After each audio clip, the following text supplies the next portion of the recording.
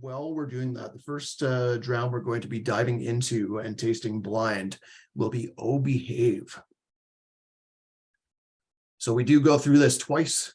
First round is the lightning round, as we like to call it. Just a quick nose and taste of the whiskey, discussing what we get on it. Feel free to dive into the chat and give us your thoughts on the whiskeys as we go through as well. And then save some in your glasses, because we'll go through it a second time for the reveal, where we tell you where that distillery, which distillery came from, what region it's from, how old that whiskey is, and how much that bottle is going to cost you. Such a great nose off the hop on this one. It's beautiful. It's really citrusy and rich. I mean, rich is a funny thing to say on a nose, because rich is more something on the palate, but there's just a richness to it, a depth. Beautiful. It's like you opened up a wooden trunk just full of grapefruit peels, like grapefruit rinds. It's got that like great combination of that citrusy note plus the wood spice in there that I really enjoy. Yeah, absolutely. Fresh grapefruit peels. They haven't been in that trunk for very long. They're not moldy yet. No, not at all. There's no funkiness. It's all elegance.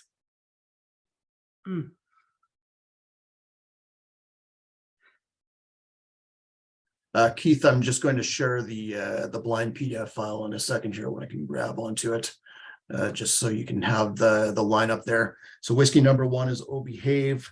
Number 2 will be Frazzle Dazzle. 3 is A Reward for Patience. 4 is Gin and Tonic Royale. Like very weirdly light color on that one. We'll have to take a look at that when we get to it. Speyside Balsamic for number 5. Number 6 is Little Dram on the Prairie. And number 7 is Beware of the Reaper Chili.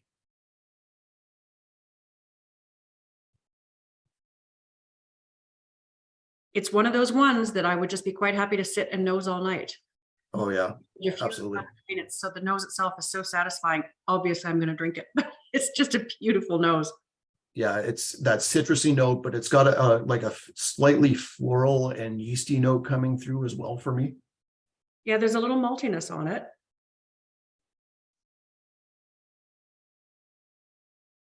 Yeah, it's beautiful. I'm going to have a sip.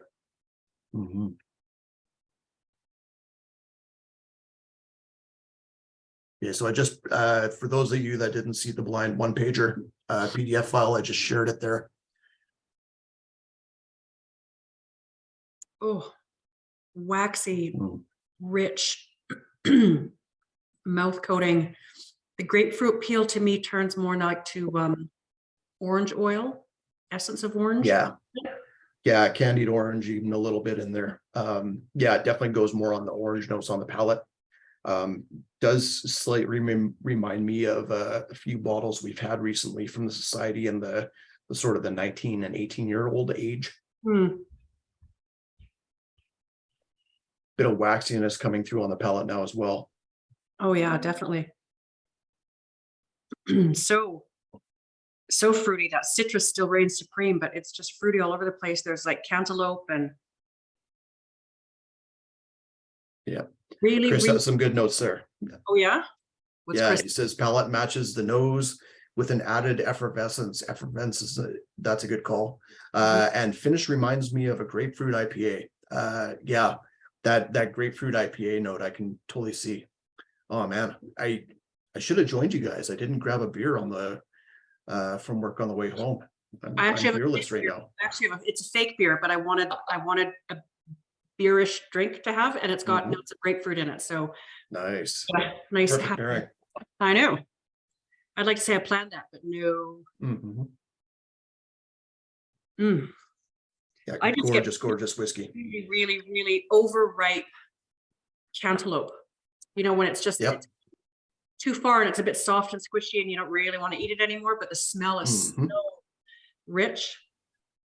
Yeah, and it's got a little bit of that like a seedy nuttiness on the finish as well, for me. Maybe those wood notes coming through. I'm just going to add a few drops of water just to see what happens here. Not sure that it needs it. I'm going to leave that to you. Yeah. Ooh, it's beauty. I don't think we have to worry about this being the death seat in spot number one. No, definitely not. Yeah, I prefer the nose without water right off the hop. Even just adding a few drops, it's lightened up to the point where it's missing that really nice citrus, that bouquet that was coming through. Yeah. I will be very interested to go back to that at the end. See Yeah, how it's held up, how it's changed, if it's absolutely. what it does, because if it could get any more beautiful, that'd be great. So the palette with water is pretty good. I still prefer it without. The nuttiness comes through, gets a little bit more creamy into like a macadamia nut on the palate in a cool manner. But again, I really enjoyed those citrus notes that it had. Neat. JP says water always ruins it. That's fair, JP. Okay, well, let's try and keep our hands off this one for a little bit and try number 2. So whiskey number 2 is called Frazzle Dazzle. 50% alcohol on the dot. You can see that this is going to be a little bit of a different bottle here, just based on the bottle look. If you have the PDF file open, clear bottle with a more graphic intensive design, I guess, from the Scotch Malt Whiskey Society. Yeah, and somebody, it might have been Rob, I can't remember, somebody made the comment about the left-hand section of the label, the black and white geometric pattern, Yeah. and the fact that the bottle is called Frazzle Dazzle. He wondered if it was a reference to, I don't know if we have any war history buffs in the room, but a reference to the Dazzle warships in World War I, where warships, and I even did a bit of Wikipedia around it. So warships, this was a British invention, if you will, kind of hard to tell, but warships were painted in this crazy geometric, black and white geometric pattern. The idea not for camouflage, but for contrast, because it made it really confusing, apparently. If you were looking at that ship from another ship through the periscope, it was really hard to tell which was the front end, which was the back end, which direction it was going, how far away it was. So yeah, distance would be really difficult. Yeah, so it was about confusing the enemy, and it was called, they were called dazzle patterns, dazzle ships. And so I have a sneaking suspicion that graphic on the label is a bit of a nod to that, and the name of the bottle, Frazzle Dazzle. So, I mean, I could be reading way too much into it, but thought it was kind of a cool little factoid anyway. So SMWS Canada for all your whiskey and history needs. Yeah, that's right. Well, Michael Ewan has put in a Netflix recommendation for us for something called Razzle Dazzle there as well, which I can't recall what that's about, but I'll have to take a look afterwards. So this was, is this a typo where it says first fill Tempest smoked barley wine hogsheads? Is that meant to be barley wine? Yeah, of course it's meant to be barley. Thank you. Yeah. Barley wine just sounds like it's just not of age yet. Did I get it right down below? Yeah. I like that. We should keep that. That's a good one. So 1,785 bottles, probably a batch, not a cask at that point. I guess it has to be, since hogsheads is plural. It has a bit of a citrus note. It's not a sharp citrus the way the first one did. It's got a little bit more of a lush note, if that makes sense, on the nose. I get a lot more spiciness on this one. There's some ginger in there for me. I mean, there was no spiciness on the first one, but this has some of those slightly darker elements.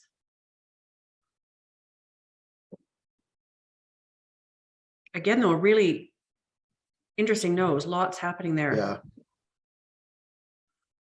Yeah, it's got some really interesting, like macerated mush fruit notes to me, where you're getting into like some super soft mango that you've just sliced up.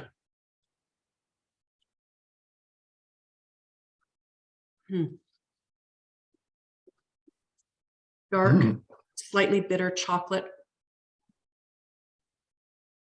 Yeah, just a hint of like a really light ginger beer on there as well.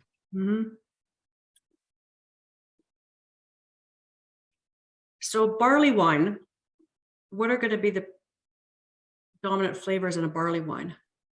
So it should be malty, I would assume.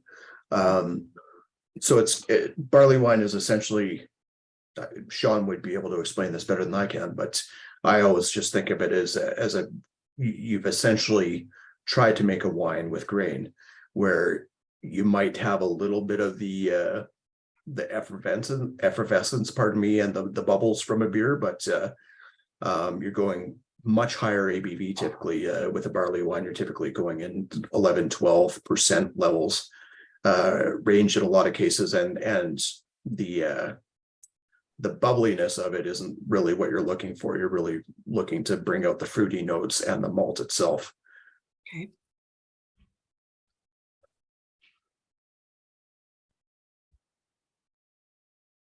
So, A little bit of a buttercream note, a little bit of cake frosting there right now on the nose for me. cake frosting. Do you get any beer references from this? Hard to say, like barrel aged beer for sure. Not just like something that I've cracked open straight out of the can kind of thing, but something that's sat and maybe gone a little bit more flat in style. Right. That maltiness again. Mm-hmm. Chris says like Shiraz through the soda stream. That is, I feel like you've tried that, Chris. yeah, that's a cheap way to make a sparkling Shiraz, I guess. That's a pretty good idea. Is it though? Shiraz through the soda stream. Are you gonna put water in it? Yeah, I might try it. A little bit of cinnamon without coming through, some nice marmalade notes as well. Yep. Yep. Again, just that added spiciness that wasn't there in the first one. Mm-hmm. Yeah, 50% again. Not sure if it's going to need it, but goes a little bit more into apple pie notes and like super fresh pressed apple juice. On the finish, so Jen, yeah. Sorry, on the finish for me, I'm just noticing it's a real stretch to call it smoke, but maybe something leathery or tobacco-y way at the back at the finish, just fleetingly. Yeah, well, you know that slight sharpness of like astringence of smoke does come out on the finish a little bit more with water. Not in a bad way, but it does bring out the spice, and it cuts some of that lushness that was there. Wow. That sort of like jammy note that I was getting earlier with the marmalade. Actually don't mind it with water on the palate. I prefer it without on the nose. Mm-hmm. Finishes with a bit more of that ginger beer note, which is really cool too. Cool. Okay, now on to number 3, reward for patience. Casks is plural on this one again. This is from First Fill Oloroso quarter casks, which is the kind of a weird combination when you think of what you expect to see after Oloroso for a cask size. And then second fill bourbon barrels, 1,391 bottles from the Outturn, 57.6% alcohol. Little bit darker color wise on this one, or a little bit more of an orange or tan hue maybe.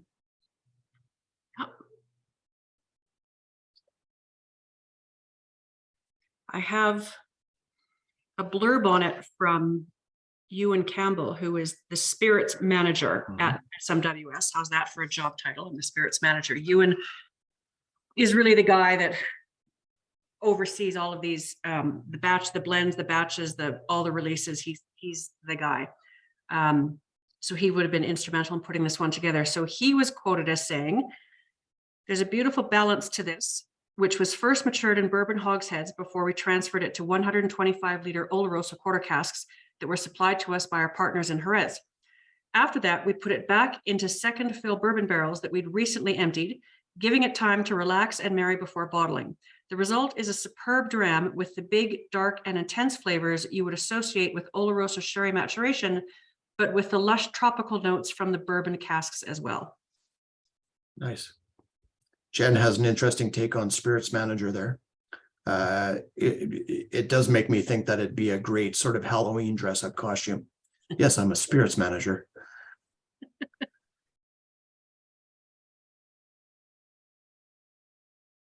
So if you're ever trying to do an exorcism, you'll have to have an older Spirits Manager and a younger Spirits Manager on hand.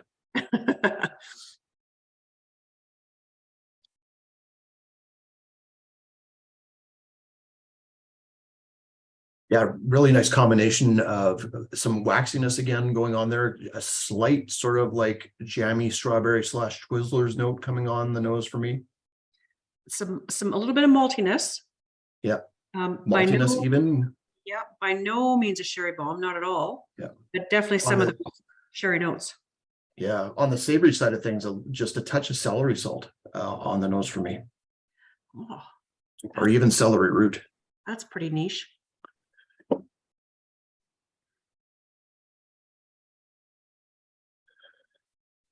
I get a little bit of mint. Yeah, something cooling for sure. Yeah, mentholy in my nose.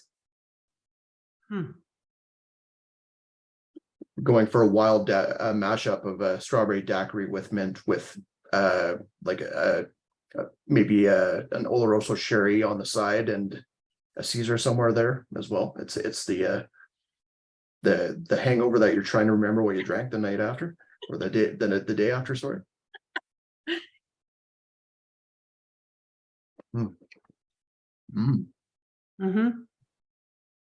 Very cool palate. For all the red fruit notes that I was getting on the nose, but pardon me, bananas right up front on the palate for me. Really? Coming from those ex-bourbon barrels, probably. Slightly bourbon-esque, where you get a bit of the red fruit and cherry notes coming through as well. I get some of that Pledge furniture polish. There's still a little bit of that citrus thing going on.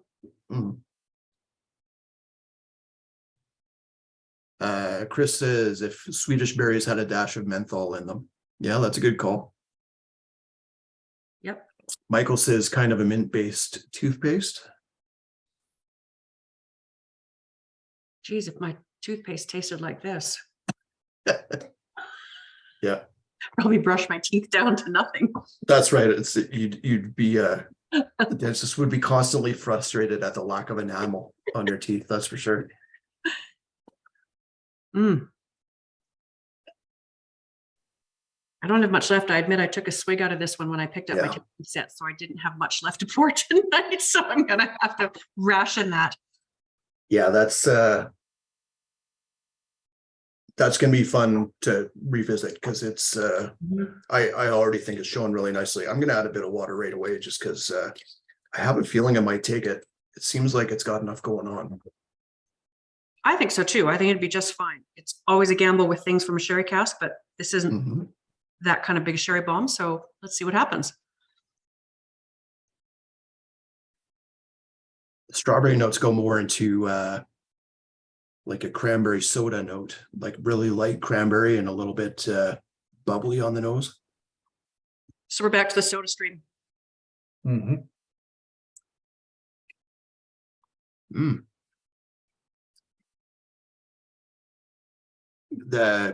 It's a little bit juicier and a little bit more bursting with flavor right up front with water. Spice comes in on the finish, but that palate stands up to the water really nicely on this one, in my opinion. Okay, when we come back to it, I'm going to add a bit of water. Absolutely. To it. Yeah. Okay, that's got me curious then. Awesome. Okay, on to number 4, which is Gin and Tonic Royale from a first fill ex-bourbon barrel. 10th of September for the date, 275 bottles from the Outturn. This, I believe, is the lowest ABV of the night. In fact, you're going to get a whiplash after this at 49.4%.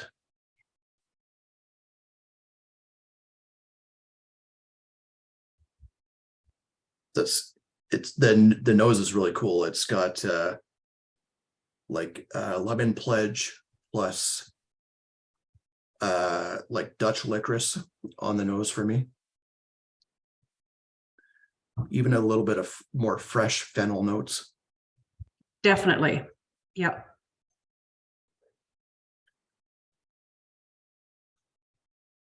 I get a little bit of lavender on the nose, but the lavender really hits on the palate. Big lavender on the palate for me. Mm-hmm. Yeah, and speaking of mint toothpaste again.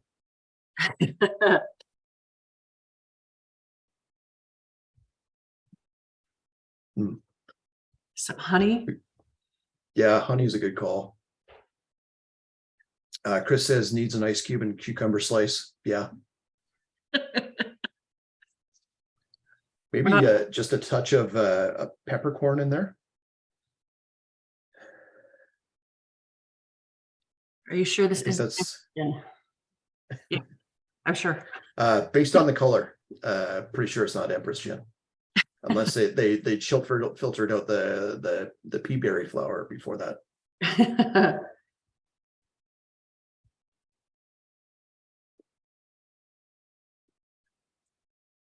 Mm. Man, that licorice note comes in right after the citrus. Big time licorice notes in there. Big.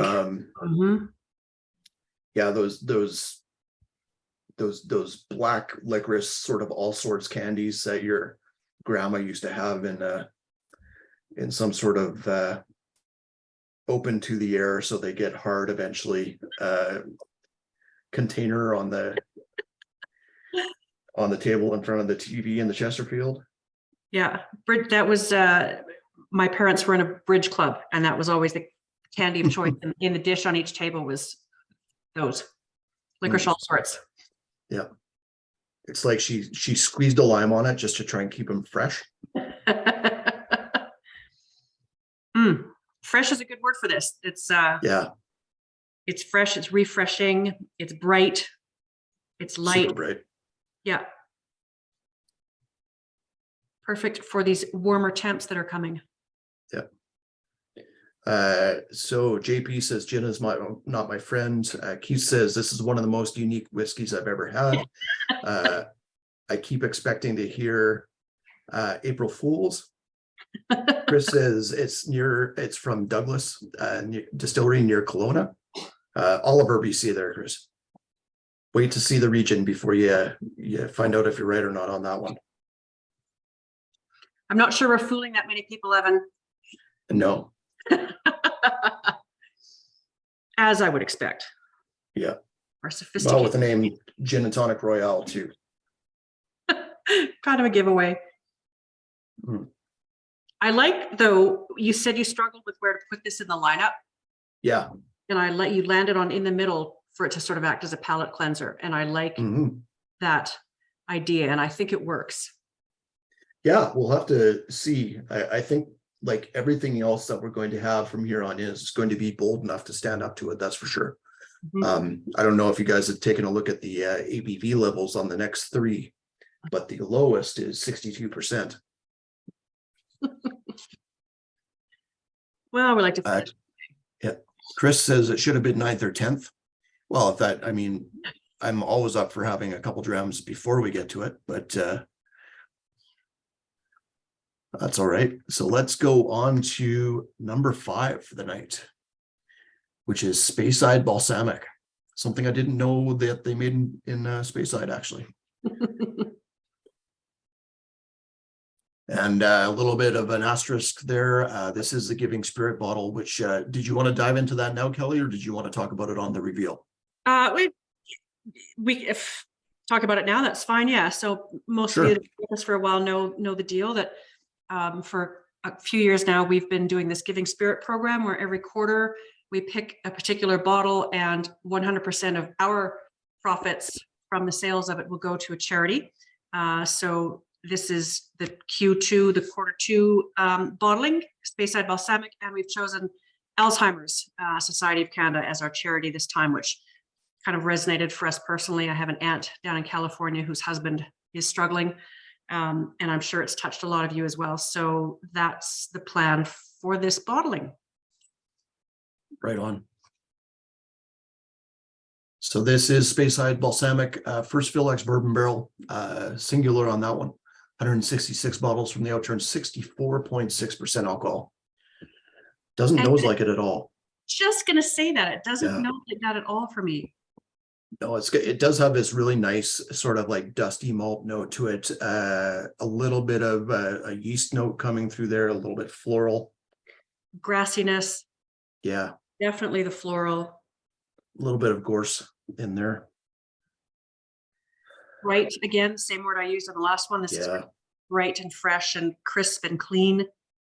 This is like flowers growing around a wood shop, in my opinion. Like it's got a little bit of that woodshed note, even going maybe a little bit nutty on the nose as well. Yeah. This could almost be a palate cleanser itself. Like the nose reminds me of saltine crackers. Mm-hmm.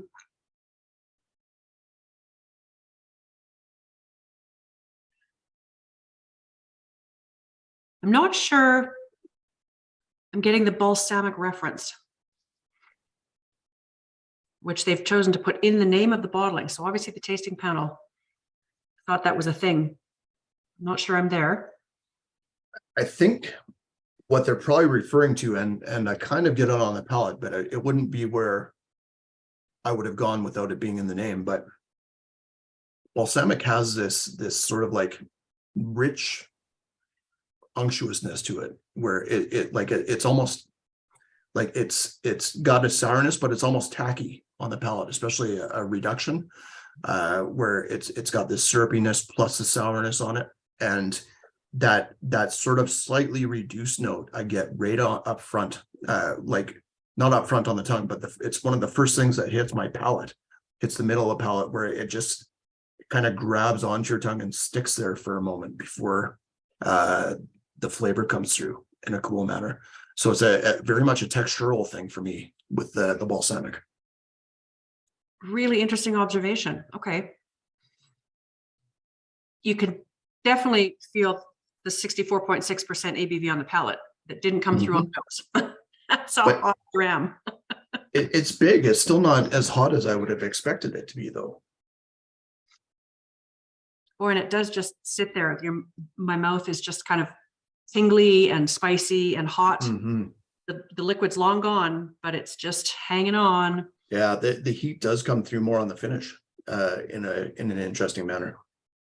Yeah, really, really warming in a nice, easygoing, comfortable way. It's for as big as this is, it could easily be just a nice evening sipper. And I bet you it's going to take water quite well. Yeah. Keith says a bit overshadowed by the nose of the gin. The flavor is bolder, though. Yeah, the nose is maybe a little bit softer versus the gin. That's true. I am going to try this with water because I agree. I think this one should do just fine with a few drops. In fact, I think if you look at the glass closely as you put the water in, the drops almost like evaporate before it hits the liquid. It's so big. The nose sort of leans more into the maltiness with the water. It gets into like the crust of the oatmeal after you've cooked it in a pot. Like just if you left it there just to dry up a little bit. You get the crusty scum on top that you have to Where you could almost make it toast after that. It does get toastier as well. Nice. A touch of a bergamot note coming out, like a really light Earl Grey tea on the nose as well now too. Okay. That is, despite the strength of it, that for me is just a really, really nice drinking whiskey. Yeah. I could have several of those and be quite happy, obviously. Yeah. There's it's going to be interesting to see if anybody gets the distillery on this one, because for me, one of the words that I would use to talk about whiskey from this distillery is structure, where it always seems to have this weight and this presence and be well built in the malt that they distill. Mhm. And I think that comes off in this. That comes through. Yeah. Yeah. Chris, I don't know if you're on the same dram, but Chris says it's crushable. Yeah. Right. Yeah. It's like if I was planning on breathing fire afterwards, maybe. Don't light a match. Yeah. But regardless, definitely tastes well to water, in my opinion. Okay, on to something just a little bit lower alcohol level, ABV at 62%. Next one for whiskey number 6 is Little Dram on the Prairie. Started its life in a French oak barrique, was finished in a second fill port barrique, which is a cool change. From the 10th of May, 172 bottles from the Outturn, 62%. So jammy for me. Lots of jams. Yeah. Yeah, if you made like a blackberry jam, but you forgot a stem in there, like it has that sort of stemmy, slightly woody note on there as well. Yep. Blueberry Absolutely. notes as well. Yeah, I was going to say blueberry jam. Yeah. Yeah, the woodiness definitely comes through. But just super fruity and an earthy sweetness. This is even in, I was going to say blueberry pie, but now I'm going to go with the IHOP blueberry syrup, pancake syrup that they have. Oh, like fake syrup, like fake blueberries. Yeah. Yeah. I'm looking for some of that port color, and it's, it's not a true classic pinky port like we sometimes see, but I think some of the notes are there, and certainly some of the port notes on the nose and the palate are there too. Yeah, the port's just gone tawny, like it's a little bit more tan in color. It's just, but it definitely doesn't have those tawny notes. It's definitely more on a fresh port or ruby port style with those big red fruits and purple fruit notes.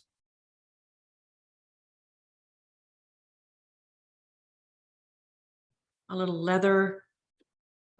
Jen made up her own SMWS name for a jam pie in a leather crust. That is a cool one there, Jen. I like it. Awesome.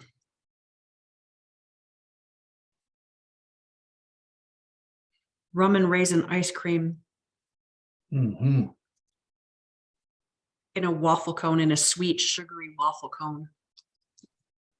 It's rum and raisin Neapolitan ice cream, where you get the fruit and you get the chocolate at the same time. It's all over the ice, man.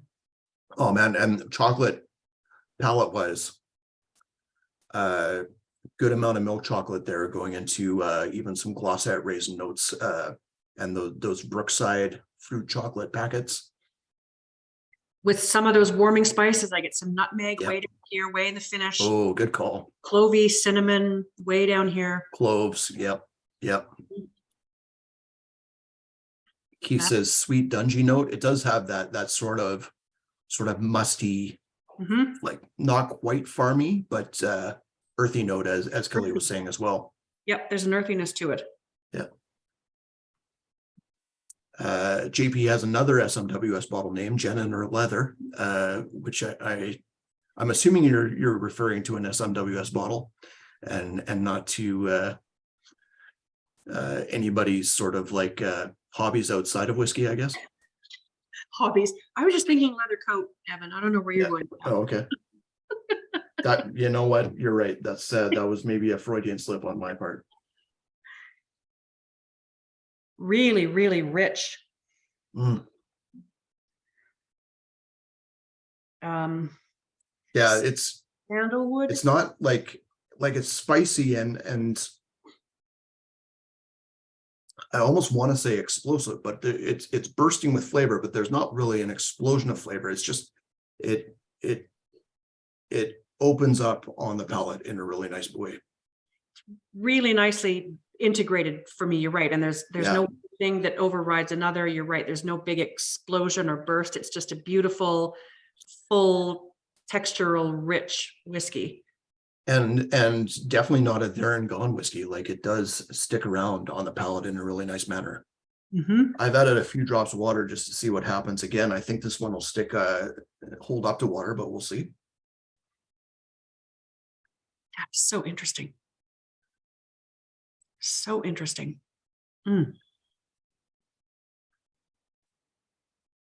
The blueberry notes stay with water on the nose. Maybe get a little bit later. Mm-hmm.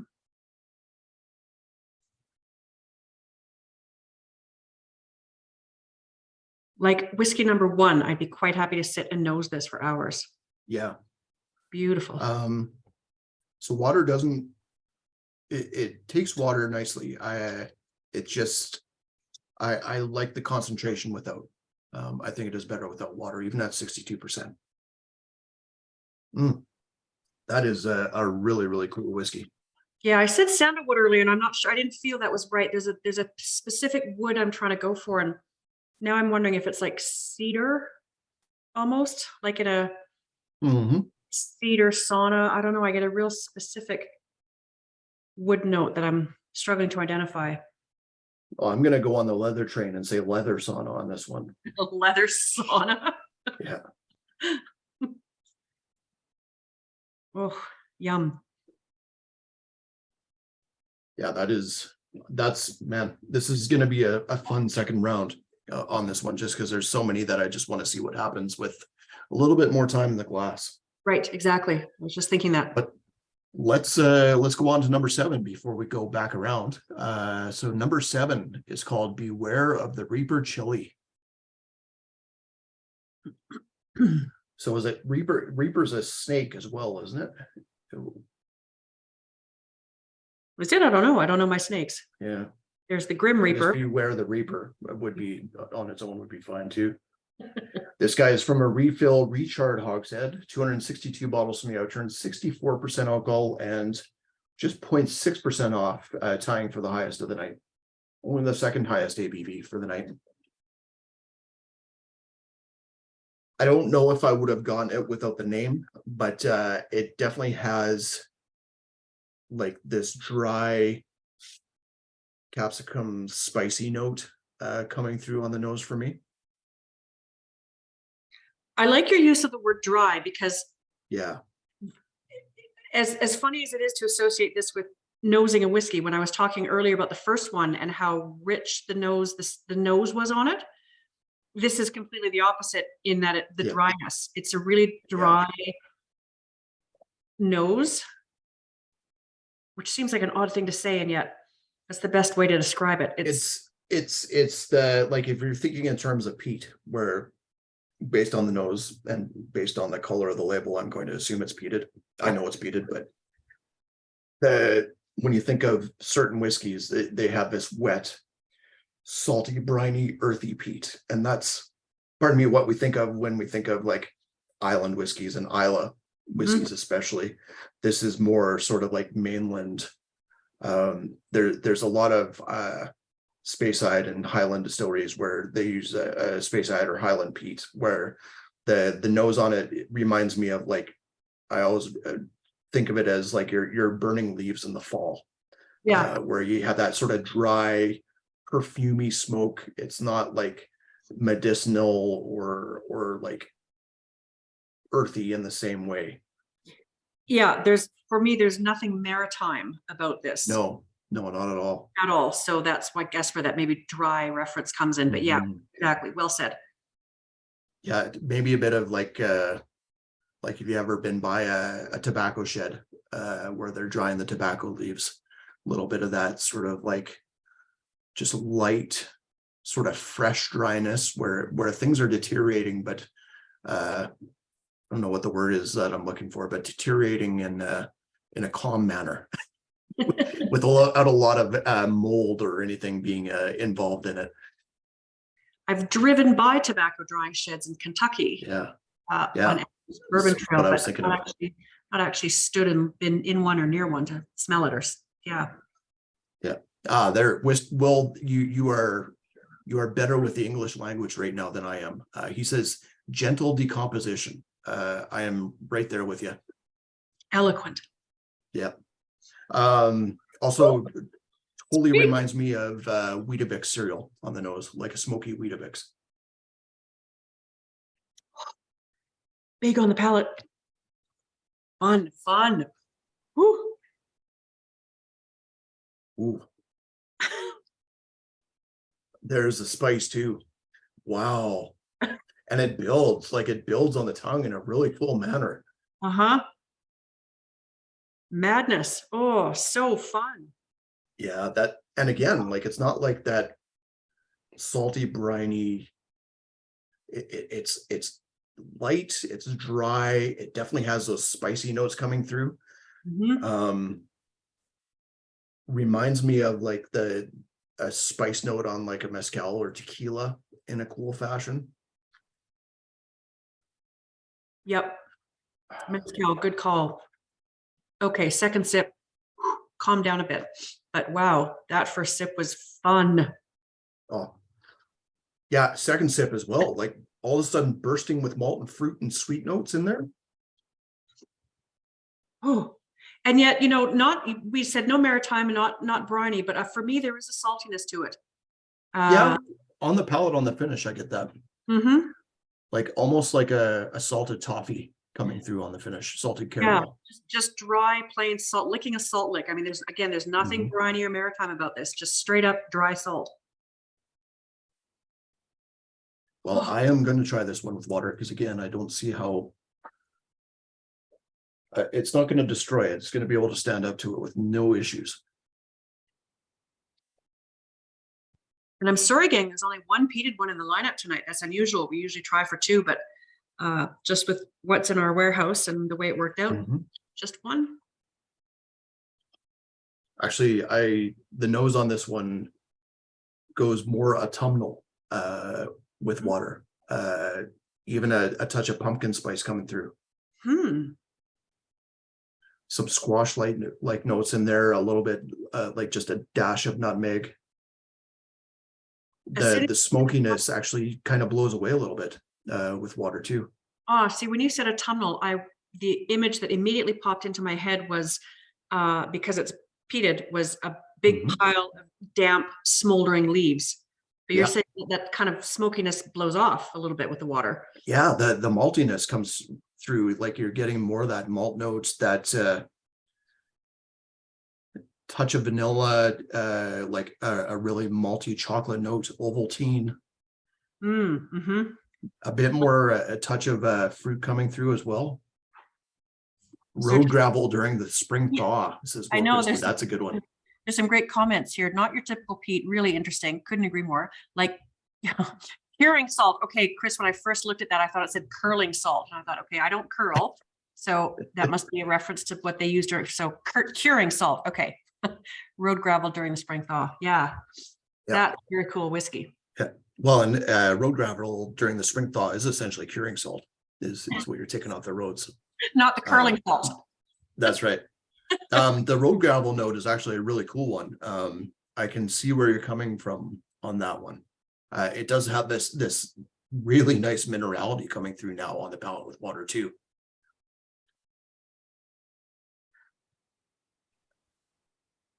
Crazy whiskey. Full on pumpkin pie now on the nose for me with water.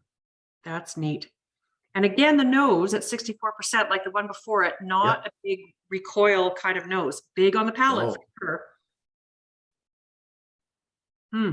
Man, that one did not hit me as much as it did today when I put the lineup order together.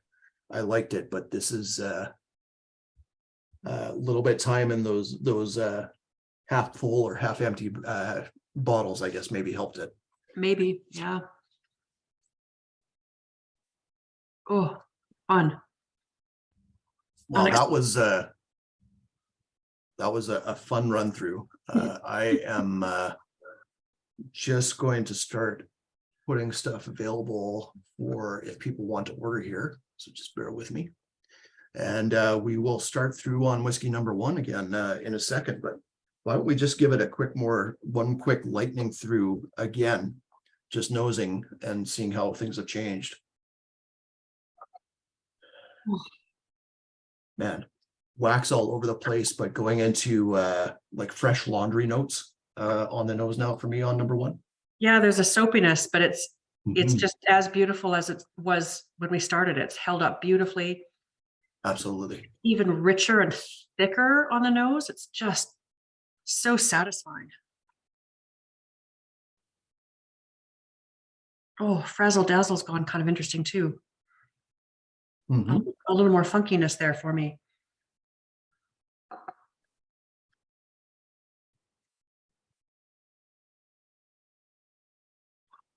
Yeah, you know, based on the nose, in hindsight, I almost could have put that number one, but I don't know if number one, the palate would have stood up after this one. Woulda, shoulda, coulda. I mean, Mhm. as you say, right? There's a difference from when you crack the bottle open and Yep. try it fresh versus it's been exposed to air in a half-empty sample bottle, Mhm. versus what you ate or drank today versus when you tried them. I mean, there's no real right or wrong. Yep. Kelly, I didn't realize you're a cynic like I am, where you feel like the sample bottle's half empty as well. I'm not usually. I'm surprised I said that. I'm always Yeah. a half full person, always. I guess I was making reference to the fact that there's air in the bottle. Yeah. Ooh, so on the number three, I mentioned celery root and celery salt, and that celery again is all over the map. Like even going into celery soup notes for me right now on the nose. Yeah, It's gotten more like spicy and savory on the nose than the first time through. savory, definitely. Yeah. I have so little left of that one. It's a challenge.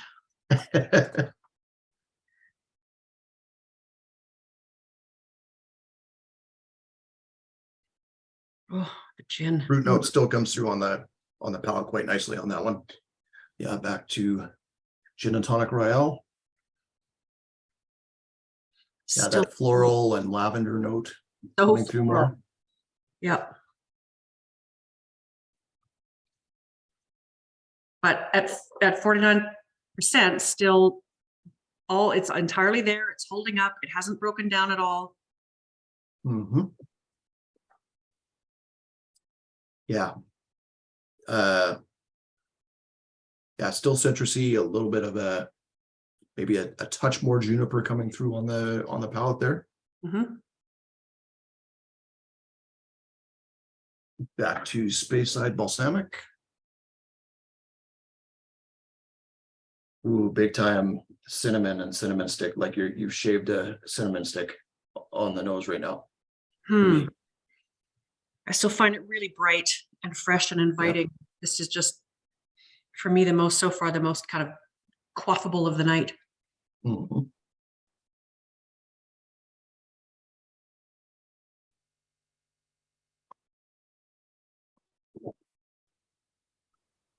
Yeah, I'm coming around to what Chris has said about being crushable there too.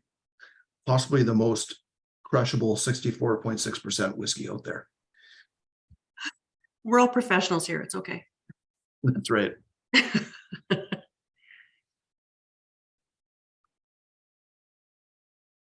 Little Dram on the Prairie. It could just be nose fatigue at this point, but I'm not convinced that the nose has held up, is as enticing as it was first go round. But that just could That's be me. fair. It's not as fresh as it was. I'm still getting more, like it's going more into fruit leather notes for me. Mhm. It has, I would say it's mellowed is what it's done. Yeah, it hasn't broken down or anything. But it's mellowed. I think that's exactly right. Those really strong wood notes that were there for me before are not quite so much. It's just calmed down a bit.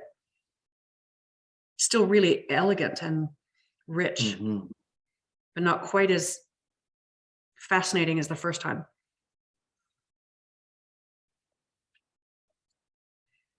Oh, geez. That last one, that burns. That's such a big whiskey. So much fun. Oh, the nose. Yeah, this nose actually just makes me think of one distillery. I'm really interested to see what other people think. But this is one where you could blind me on it and I wouldn't get it. I would be wrong. Yeah. Oh, awesome.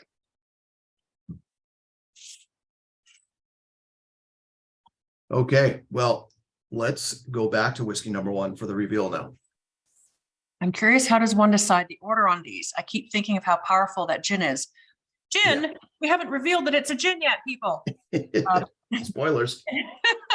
I keep thinking of how powerful that gin is and how it affects the taste and the smell of the rest. Well, Evan, you can speak to that. You set the order. Yeah, so Keith, Kelly and Rob for the probably since, was it last June or July, I guess? In a while. Yeah, have been kind enough to let me set the order because partially because I don't get the to try all the bottles at once with their travel and so on and so forth, and so I've been able to set the lineup because of that, and it's a ton of fun, but it's sometimes a difficult task. There's multiple ways that you could put a lineup together like this in multiple combinations and still find something that works. With this one, the gin, as Kelly mentioned, yeah, JP says the gin should have been number 8. I did flirt with the idea of putting it last for quite a while, but I did end up treating it more as a palate cleanser, and I do that quite a bit in these outturns where I have a middle whiskey where I don't feel like it works correctly in the lineup next to really anything or before anything else, so I treat it as sort of like a one-off on its own to break up the tasting. And that's, I don't know, I guess that's just my philosophy on doing tastings is you're going to have a middle somewhere, so you might as well create more of a middle by putting a bit of a palate cleanser in there. And gin, of course, on its own works quite nicely as a palate cleanser. It turns out it's typically bright and fresh. It does get you prepared to drink something else afterwards, if not more of the same, typically with gin. So I think it works really well. Yeah, it is hard. Yeah, sorry. I was going to say you've been quite experimental the last several months in terms of where you've put peated things a little earlier in the lineup than normal. Yep. You often like to break, if there's 2 big sherried whiskeys, you like to break them up sometimes. So yeah, I think it's kind of fun to maybe go against what the preconceived notions are about how a lineup should run, and just kind of be all over the place with it. Because again, at the end of the day, there's no right or wrong in everybody's palate. Absolutely. So you just got to do what you think is best, and we go for it. Yeah. And so Keith, as far as I know, there's no official SMWS line on it. They sometimes give you hints based on the color coding, but even that is just sort of a basic classification of all the whiskeys. But yeah, I could probably do the same lineup the next day and arrive at a different order, honestly. It just depends on where I'm at in the day, what I'm trying to think of, and the basic thing I'm trying to do, especially with the Scotch Malt Whisky Society tasting, is try and get every bottle, give every bottle its time to shine, where I'm selling these bottles and I love these bottles, but there's always a difficulty in allowing everything its own moment in a lineup like this. And something's going to fall by the wayside all the time, no matter how good the lineup is put together or how good the lineup is. Something's going to be overshadowed by something else. And I'm not going to fix that, but I'm always kind of keen to try and give everything its own space. And it might not necessarily end up in an order where we're going from like lightest to biggest all the time, but I do try and set it up so that everything does have a moment to give its own flavor and its own idea of what's going on. So back to whiskey number 1, Oh Behave.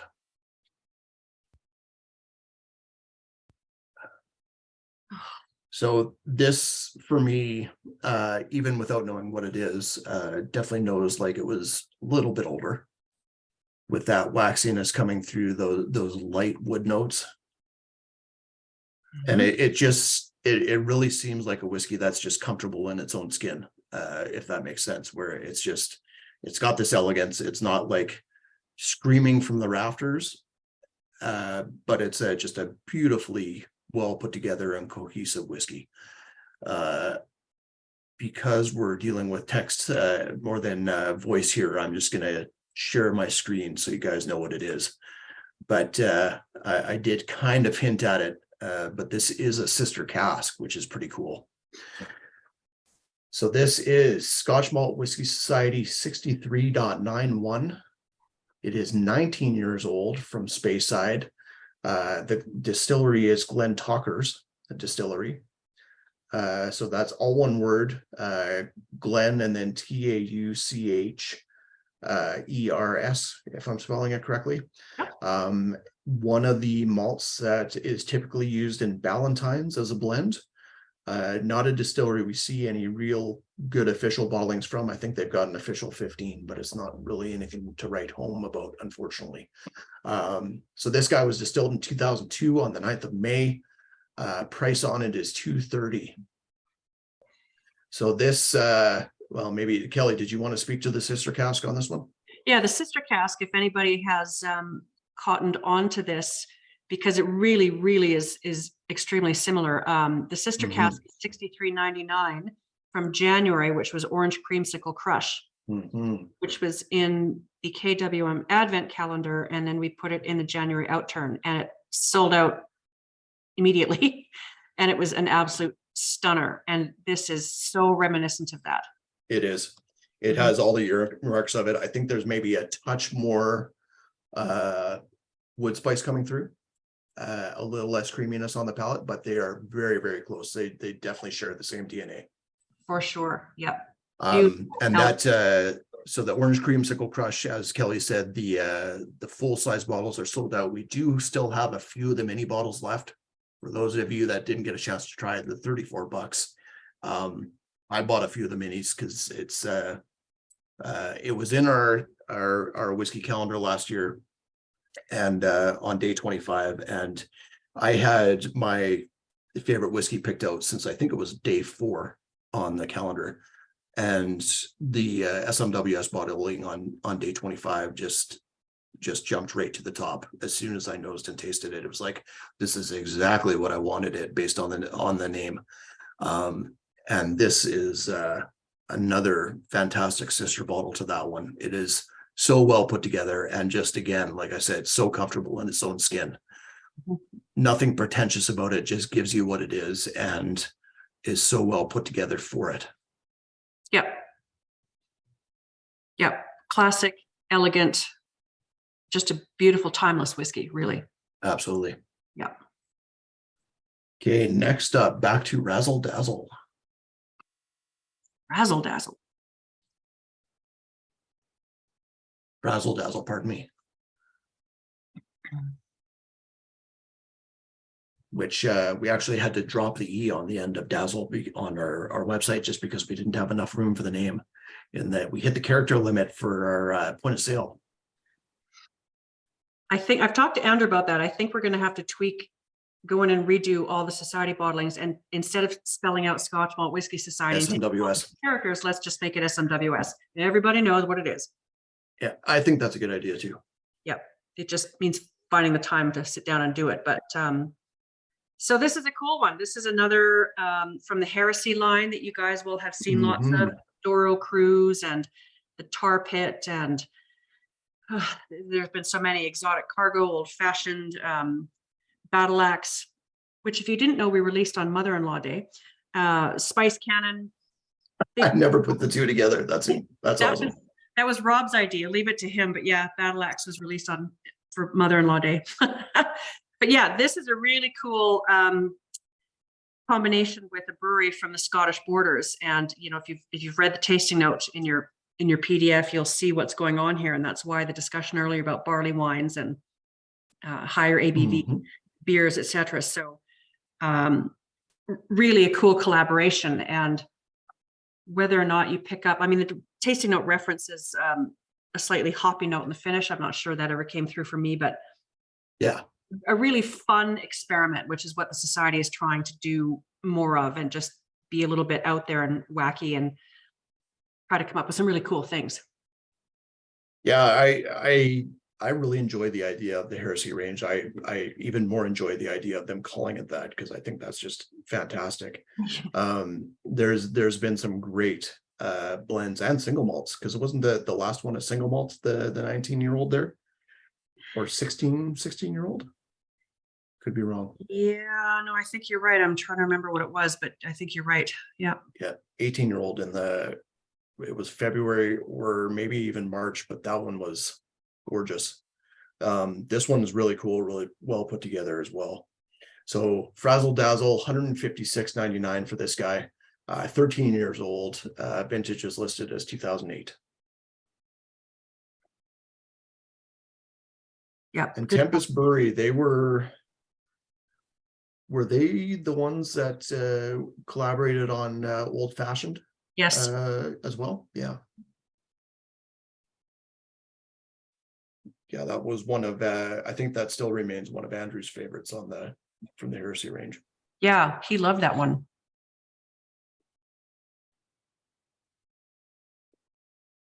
My favorite is, I think I've still got a little bit of it somewhere. It was Beach something. Oh, the Beachcomber. Beachcomber, yeah.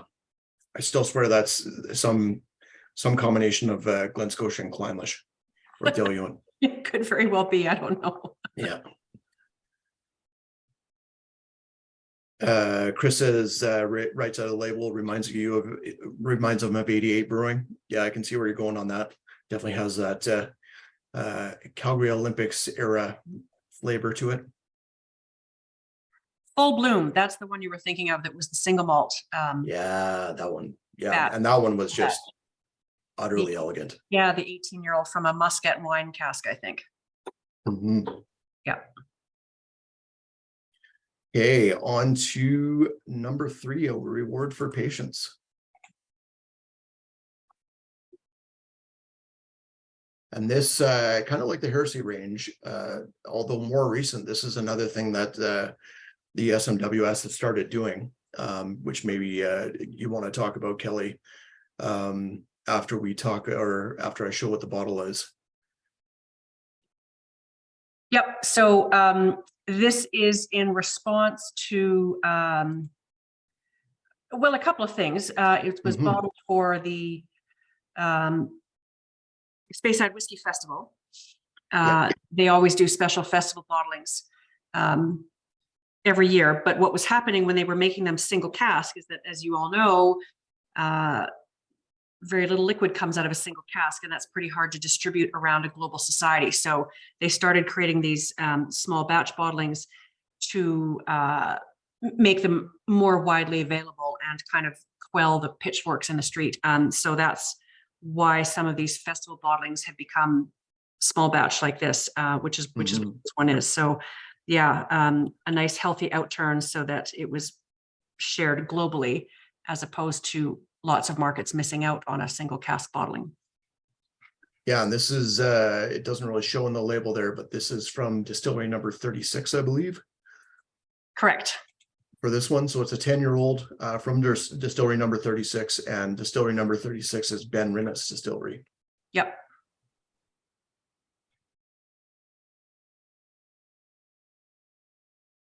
No, and I didn't share for Frazzle Dazzle the link there. I'll have to do that. So before we go on, next up, I'm just typing in, this is the link for Frazzle Dazzle there, and then reward will be next.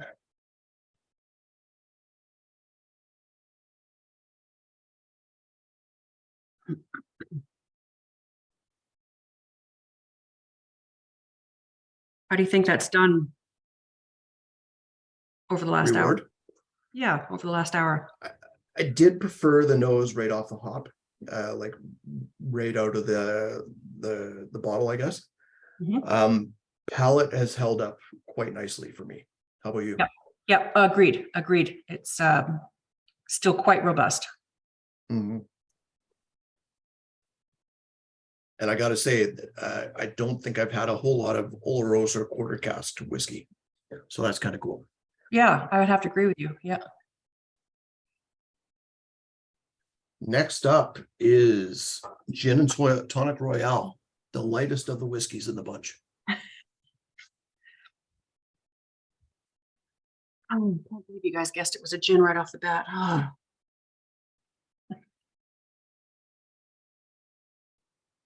Okay, just sharing my screen here, and then Kelly can talk a bit more about this one.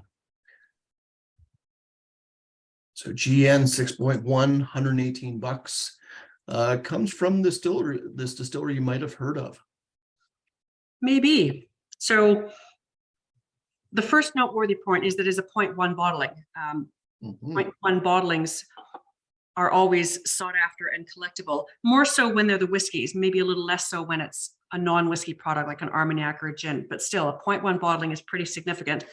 So that just means it's the very first bottling that the Society has ever done from this particular distillery, which happens to be near and dear to our hearts. It's Holyrood Distillery in Edinburgh, which is the distillery that Rob and I co-founded. So we've been selling bulk spirit to the Society for 3 years now, and they've been putting it in their barrels and aging it for a few months here and there. And this was the first official release of Holyrood Distillery Gin. So we're thrilled beyond belief to be in the Society's portfolio.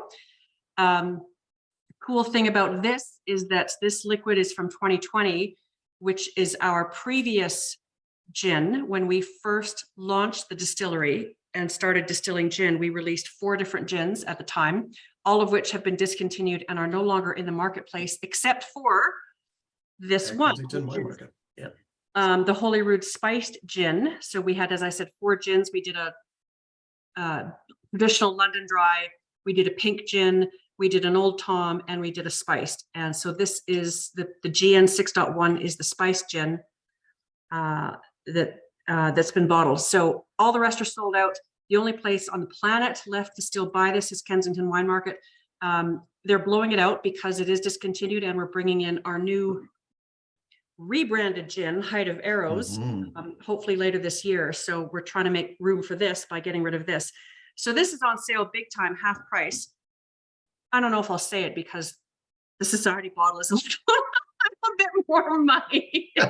Yikes. Hey, but it's at a higher strength to the Society bottle. That it is. Yeah. So if you want to do it, and I did this, I bought one of these. Well, I mean, I obviously had one of these, and then I bought a GN 6.1 to do a little compare and contrast. The difference being, of course, that the Society bottling has had some time in a barrel, which this one didn't. So that's my spiel. We're really proud to be involved with the Society and to have them bottling Holyrood. It just is a continuing step along the ladder of credibility for us and earning our stripes in the industry. So there we are with Holyrood Distillery.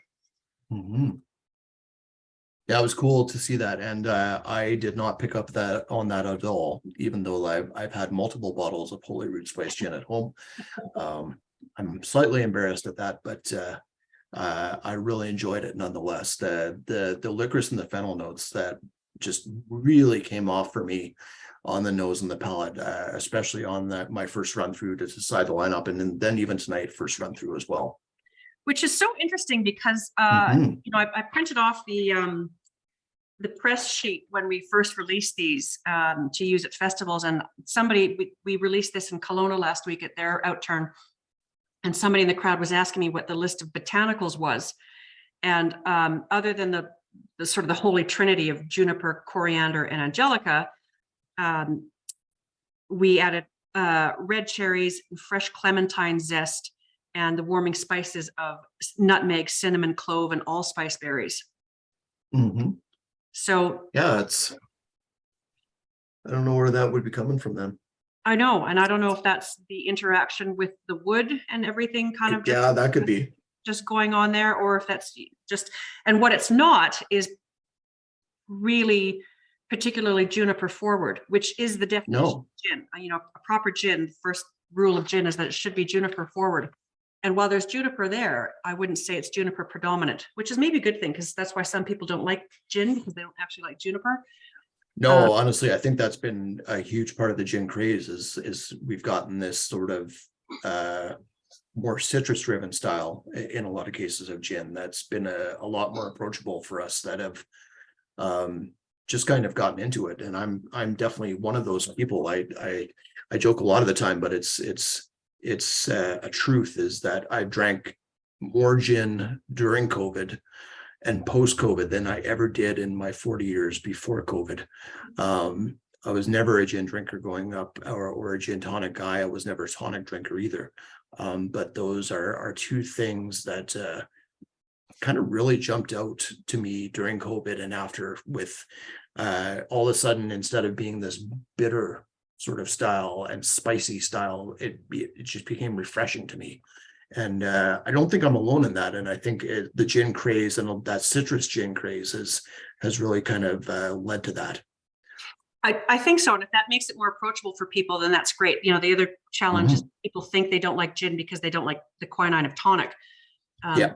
Because tonic can be pretty divisive. So if you find a gin that, I mean, a great gin can just be a sipping gin on its own. But yeah, it's if getting away from that juniper predominant makes it opens up the marketplace to more people, then that's great. But you're certainly going to get the gin purists up in arms because, again, by definition, a classic gin should be juniper forward.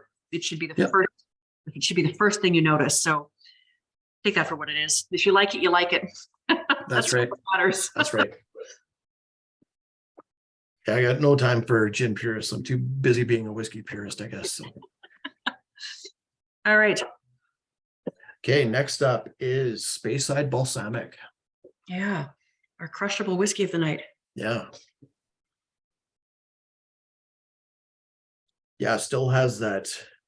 Well, the wood note has actually gotten a little bit chocolatey, which is really cool. A little bit of red fruit and berries coming through there. It reminds me of what's the Cadbury bar in the purple wrapper with fruit? Fruit and nut? Fruit and nut bar. Thank you. Okay. It has that super complex name that I just can never remember for some reason. But fruit and nut bar is something that's coming out on the nose for me right now. Yeah, some waxiness still. Mm-hmm. Really well. I mean, I would expect it to. It's 64%. Mm.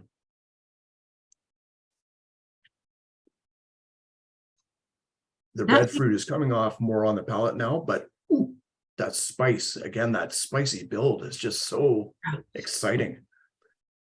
That may be just the sleeper of the lineup for me. Yeah. Actually, you know, there's a lot of. I agree. There's a lot of cool things in this lineup, and we'll get to another cool one in a minute. But this is just kind of under the radar and sneaks up on you, and it's really good. Yeah, that it's again, and the structure is the name of the game with this one for me. And again, that's what I think of when I think of this distillery. So this is Scotch Malt Whiskey Society 46.131. $138 under the spicy and sweet category from the Scotch Malt Whiskey Society, which totally makes sense.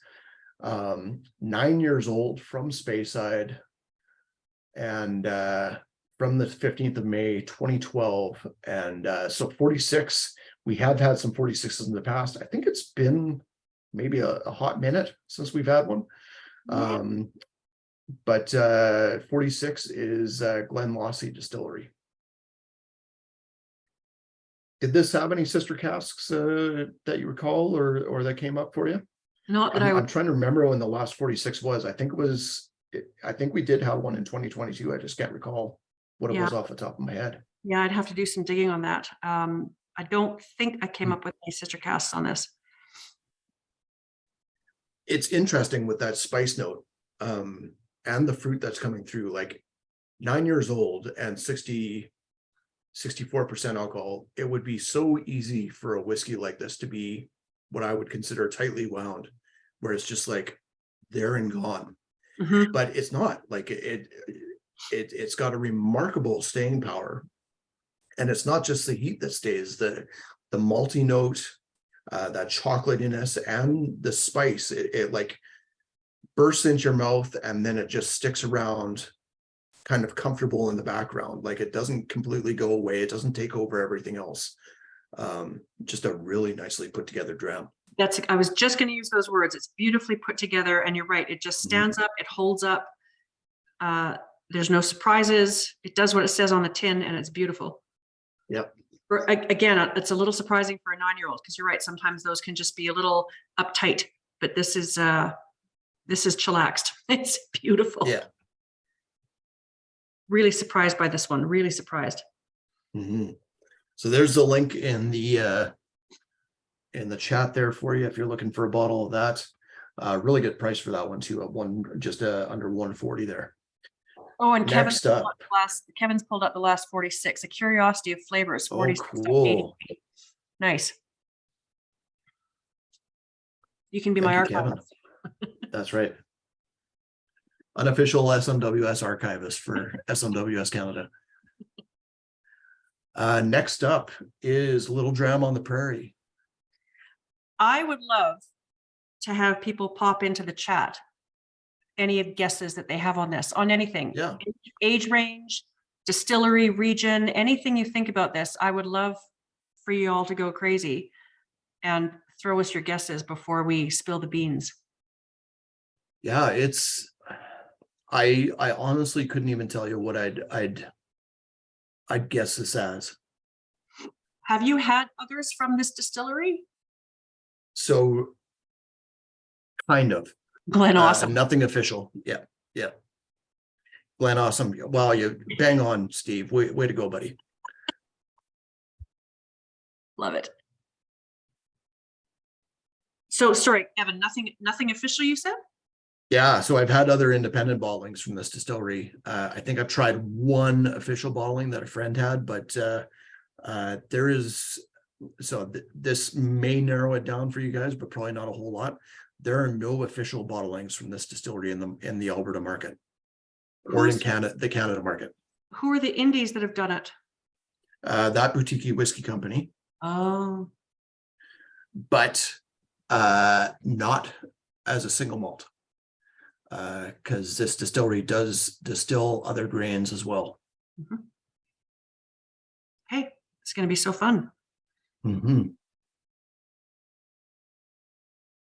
Anybody want to guess? Oh, yeah, Ken, you are narrowing it down. It is American. You're in the right country. Yep.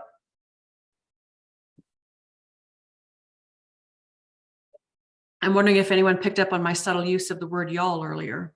Yeah. I'd like to see y'all throw your guesses in there. I can see the wheel spinning.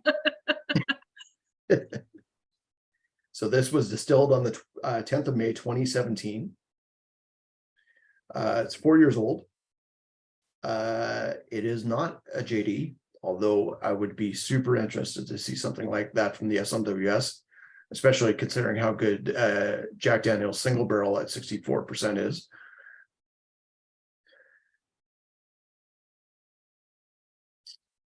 But I think you're in the right hemisphere of the United States. It's a hot climate.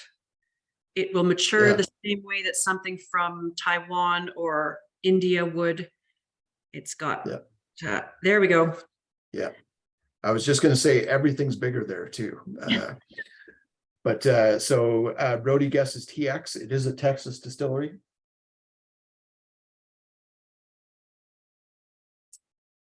And I'm just going to share it at this point. I didn't know what to expect from this one, but I'm very, very happy with it. Very, very nutty and starchy on the nose. No? Starchy. Oh, it's still really jammy for me. Yeah. Yeah, the fruit is still all over the place there. Scotch Malt Whiskey Society, $140.12, the first bottling from distillery number 140 that we've gotten from the SMWS in Canada. 4 years old. Maybe a bit of a price for what you would expect for a 4-year-old, but American single malt whiskey does typically come in at a higher price. SMWS or an independent bottler or not. It is from Texas, from 2017. And this is our first SMWS bottle from Balcones Distillery. And the tasting note, where we've blinded out the parts of the first sentence, after 1 year in a French oak barrique, which previously contained baby blue corn whiskey, this was then transferred to the port barrique. So I don't know, you know, as you say, Evan, it's not in the marketplace here. Balcones has quite a following though, and it's, you know, over the years been in the press a lot for any number of reasons, good and bad. Yeah. Some good, some bad. And Diageo bought it last year. But anyway, it was founded in Waco, Texas in 2008.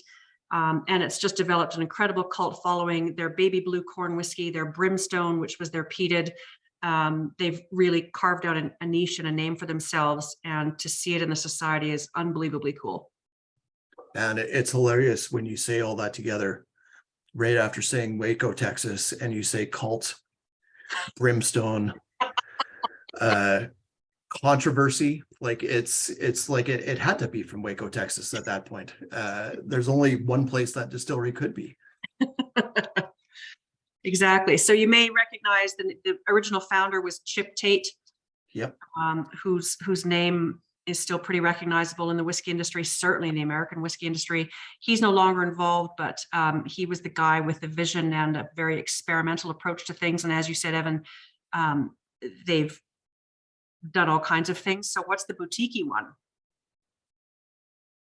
So the boutique one is they do one called Brimstone, and boutique has done that one.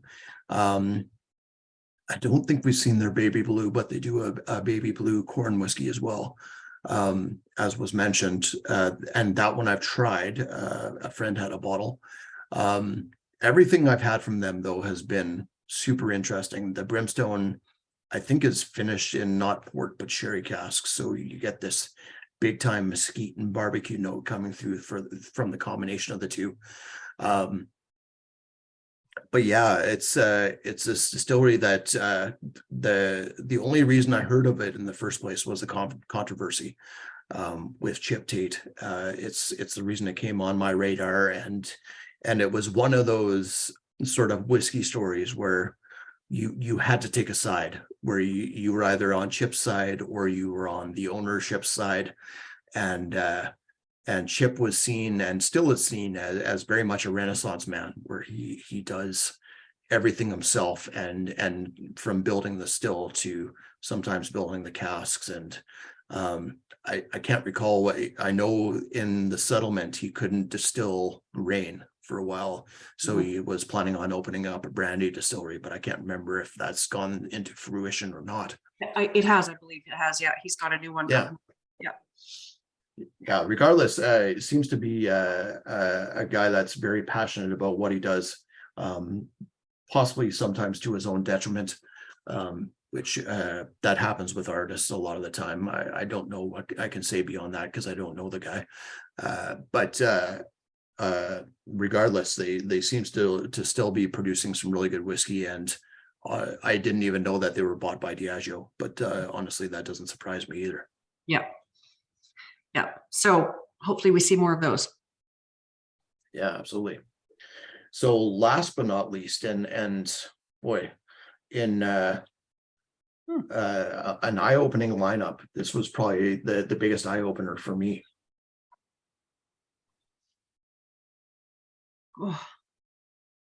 The nose has calmed down. I'm not recoiling in 64% terror anymore. But still a very dry, very clean smoke.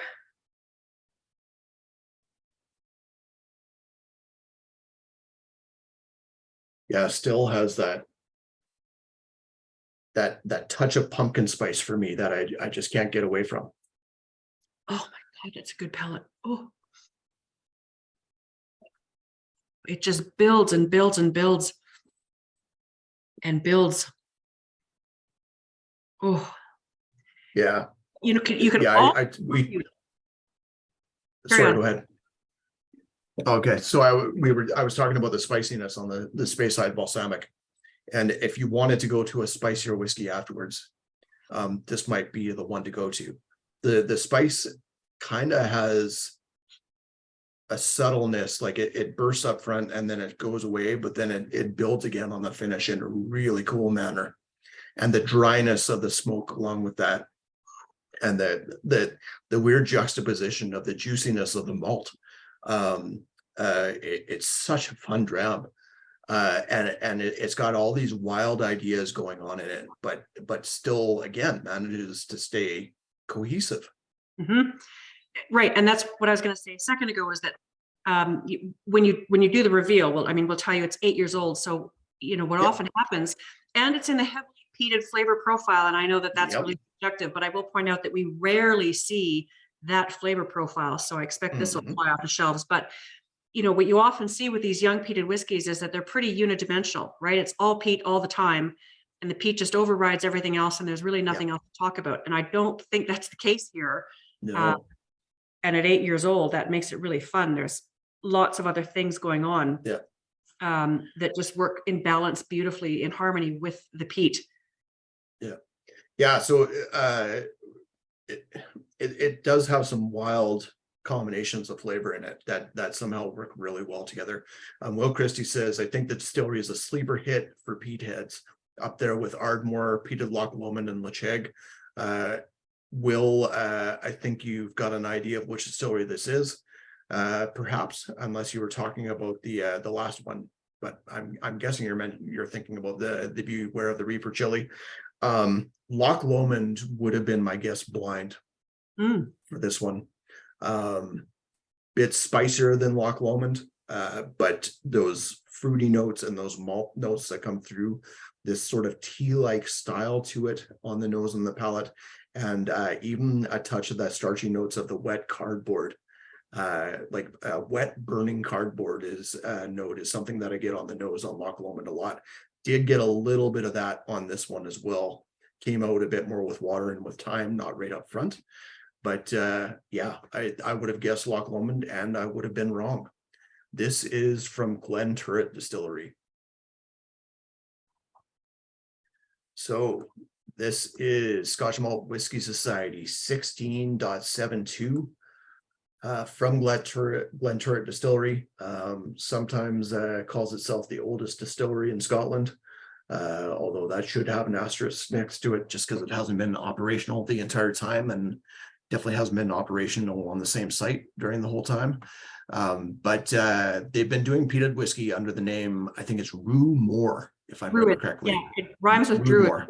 Druid Moore. Ruid Moore. Yeah. But we've had some really cool bottlings from them on the peated side of things, but I think this might be my favorite.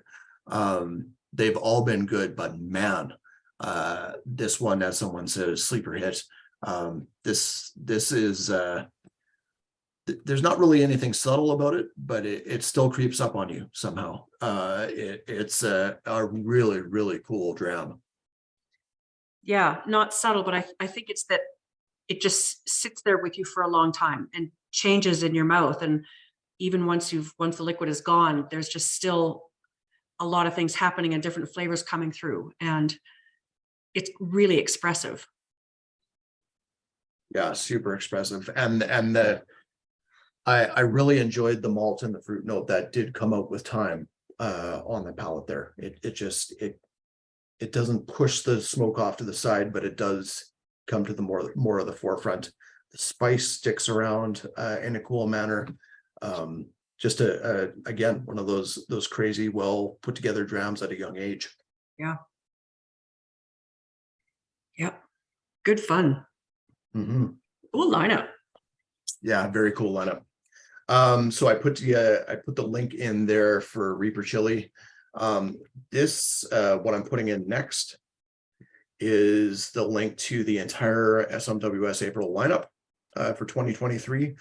Chris says, is this a sister to 16.64? Oh, I don't know that off the top of my head, Chris. I'd have to where's my archivist, Kevin? Yeah, I'll see if I can look it up quickly. I might be able to get out here from the back end of the Kensington Wine Market website. Yeah, did I write anything? So 16.64 was 8 years old. 2nd of July, 2013. Oh, it is. Yes, it is a sister cask. Good catch. Good Yeah, catch. very good catch. Yep. Nice. Yeah, Tannic Shamanic Oceanic, and that one was that just last month?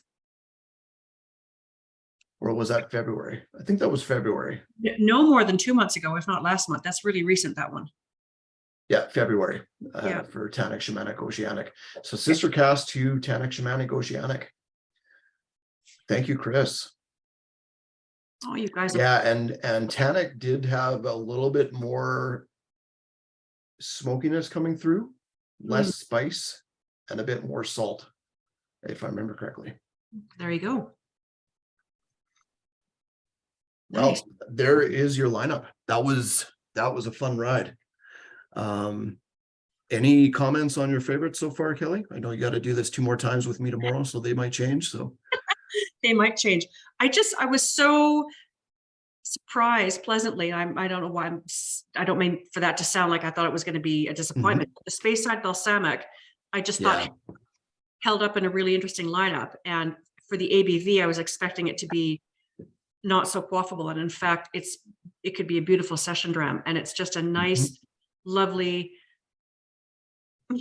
easy drinking somehow doesn't seem the right phrase to use, but you know what I mean. It was really enjoyable. And as I said, hey, it's Chris says it's crushable. I'm going with Chris. Yeah. I mean, there's a lot in here that are great for obvious reasons, like the Oh Behave is just a beautiful, elegant, classic 19-year-old whiskey. So, kind of no contest there. The Balcones, again, unique, a real showstopper. The peated one, Big Pete, can't go wrong. So, I mean, some of them are just obviously going to be great and would be obvious defaults for a favorite. But I think for just sort of unexpectedness in the whiskeys, anyway, the gin's a separate category, obviously, but I really like the Speyside Balsamic.